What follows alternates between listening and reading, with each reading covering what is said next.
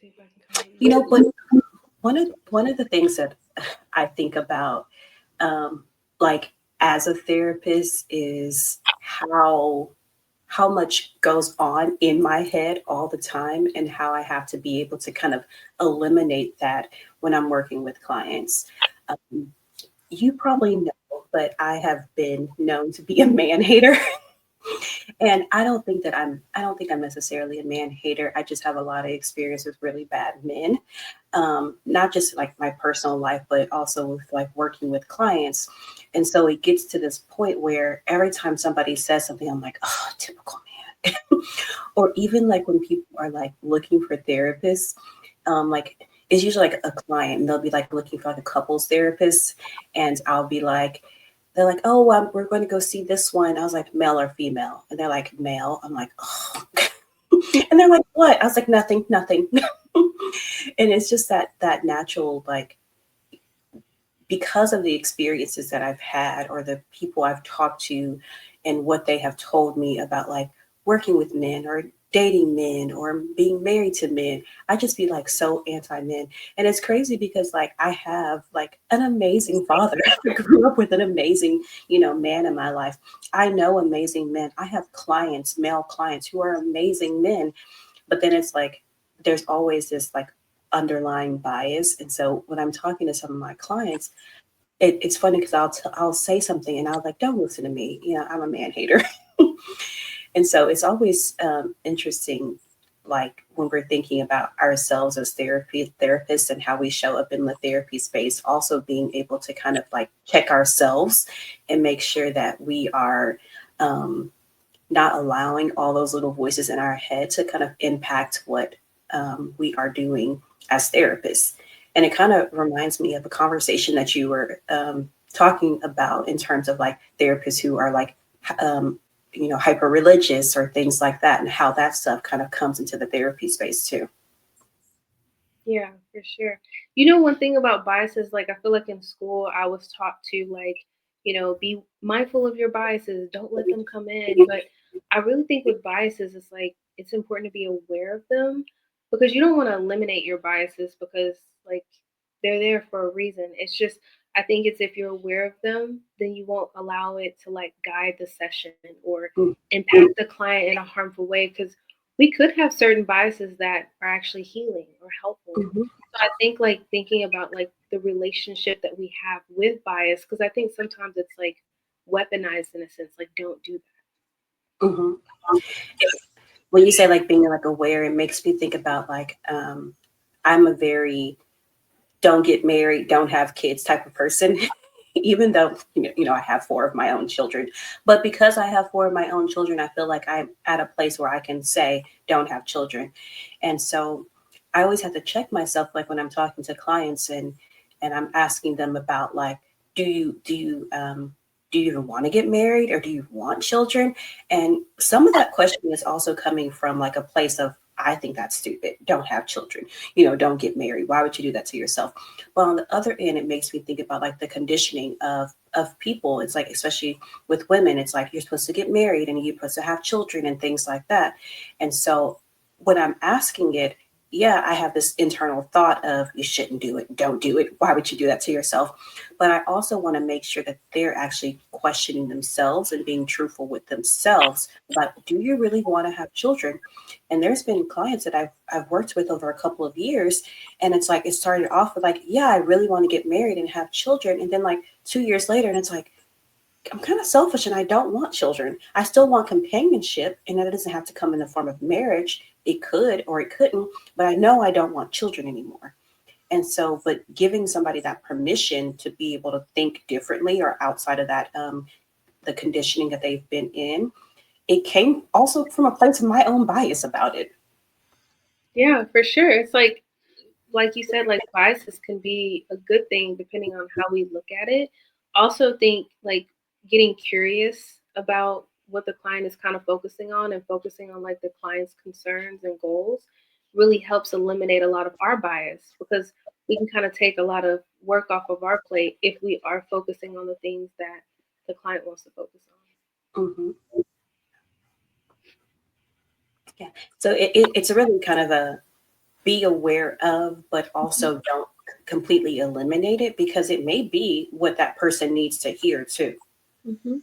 And it makes me think about also whenever I'm very much with any of my clients who come to me with like relationship things, I'm always like, what are your must-haves? What do you absolutely have to have in a person?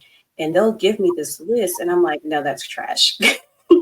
and it's and a lot of that is impacted by my own biases and my own beliefs, but at the same time it's a protective thing for my clients too. It's like I really want you to sit with this and make some good choices because you don't want to get yourself in a situation where you're not happy. And because I've been in situations just like that where I've let some of those things go and I've not been happy, it's almost like, I guess, trying to save my clients, which isn't our job. But at the same time, it's like if I can deter or if I can create a little bit less heartache because like my own individual like beliefs about something, then I'm going to put it out there. But I always tell people to like, oh, correct me if I'm wrong, or if this doesn't resonate with you, you can always, say that to me. So I empower them to be like, no, I don't agree with that, or no, I really do want this, or I don't want that. Yeah. So it's like even though you have your biases, you're still like providing that client with autonomy and teaching them like how to explore their values and what's important to them, like getting curious, which I think that's like the best thing. I also think about like in session, like if we get triggered by clients and maybe it brings up being triggered by something that we have a bias about.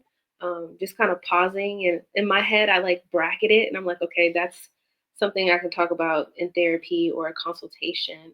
Mhm. But I think it comes with like a healthy amount of awareness and bias. I think that that's what makes us human. And I Mhm. think sometimes we can just take those biases and lock them in a closet, but it's like they could really be tools for our sessions and our clients. Yeah. And speaking about tools, I think about tools in terms of our own individual growth too. And one of the things that I say a lot is that with my clients, I learn so much from them. And so I may have a bias and they're able to, shift that a little bit. Probably not completely, but like they're able to shift it because I'm going to take that time to kind of pause, not project whatever I'm feeling onto them and allow them time to kind of speak on what they're saying. And then I'm thinking in my head, yeah, they're right about that. I get that. Yeah, for sure. And also, I think with biases, it's important to not make assumptions, especially when it comes to someone's culture or the social norms within their home. Like even if it's me and another client that's the same ethnicity, like I can't assume that we grew up the same or we've had the same experiences. Mhm. So when it comes to that cultural competency part, I think that's like a pain point that comes up for a lot of therapists, regardless of your ethnicity.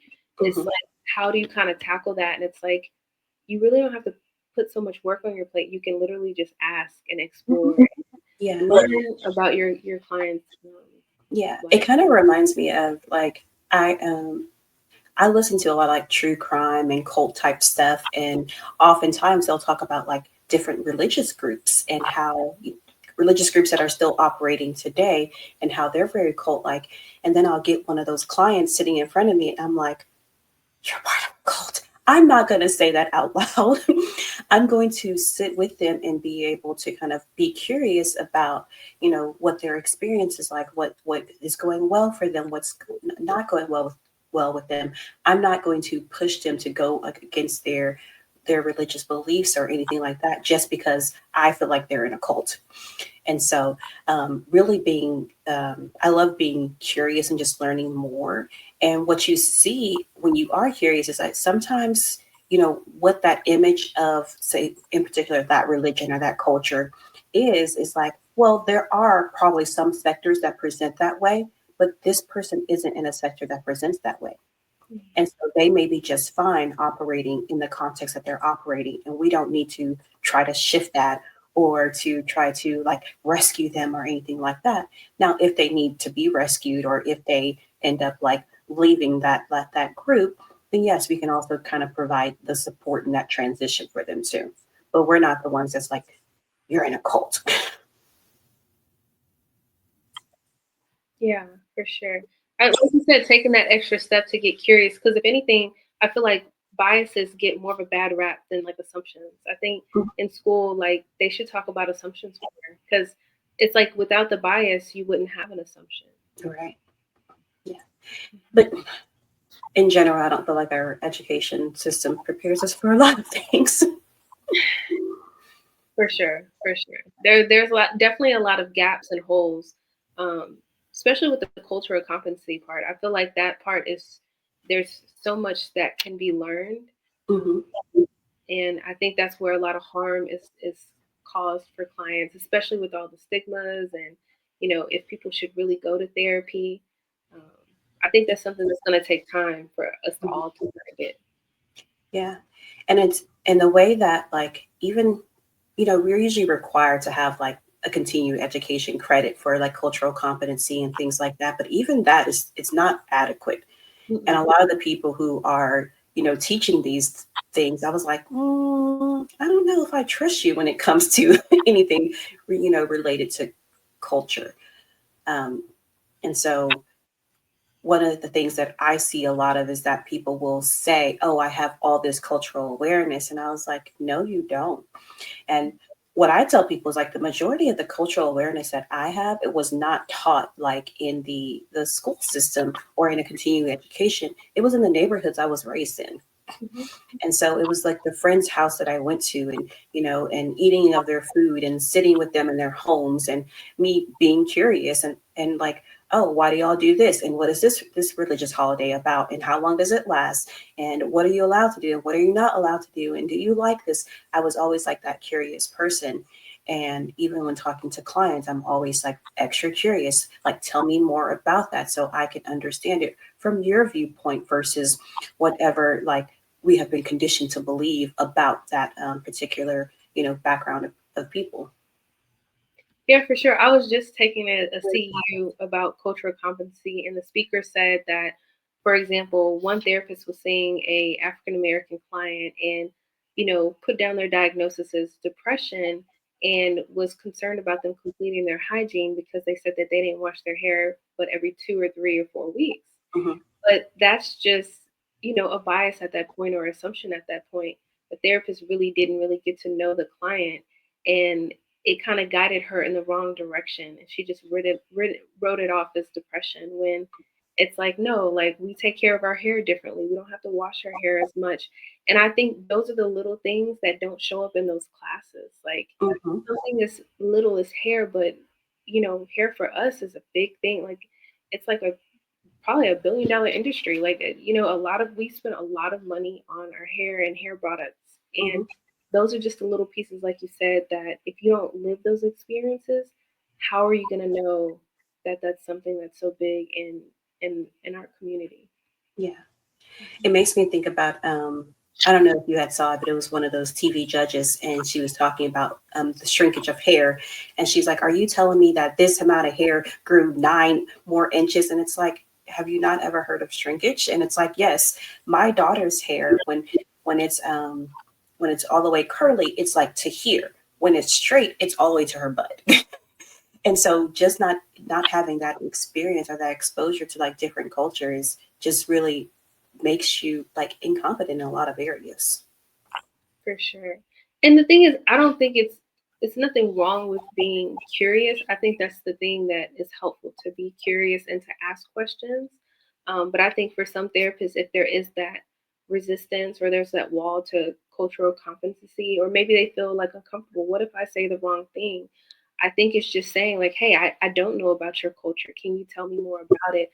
I think that would be more helpful and healthy versus, Mhm, you know, not talking about it, like the elephant in the room. It's like, yes, mhm. just talk about the elephant, get past it so y'all can focus on other things in the session. Yeah.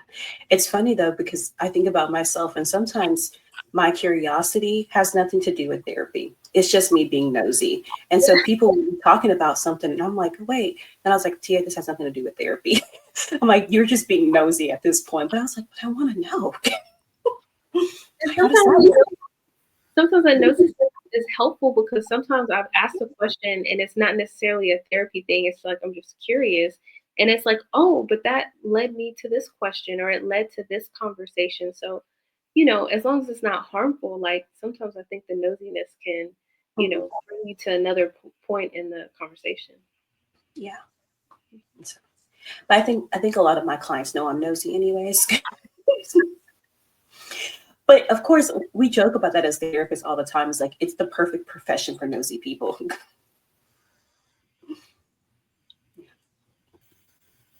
Yeah, with talking about biases, that also makes me think about like my own biases. Like I'm in the search for a new therapist and I've just been reflecting and thinking about questions I have, and it's been pretty tricky because then it's like it's highlighted the biases that I have towards therapists and the judgment, and are they professional? Are they going to be on time? Like what's a good fit?